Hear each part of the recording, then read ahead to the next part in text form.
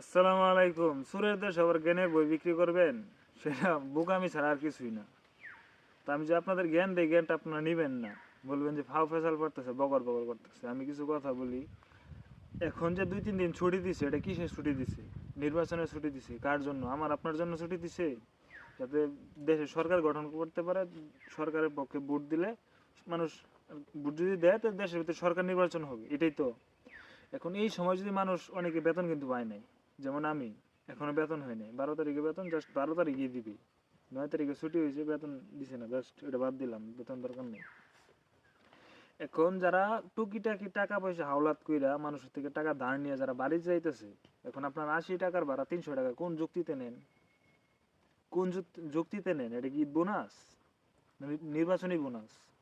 শালার পুতেরা, মানে তোরা মানুষ হইতি না, তোরা জীবন ভরা মনে করছে চুর চুরটাই থেকে যাবি। সভ্য একটা জাতি গঠন করতে গেলে নিজের ভিতরে আগে সত্তা ঠিক করতে হবে, যে আমি আমি ঠিক হই, দেশ এমনি ঠিক হবে। আল্লাহ হালার পুত্রা চুর, আল্লাহর পুত্রা ডাকাই।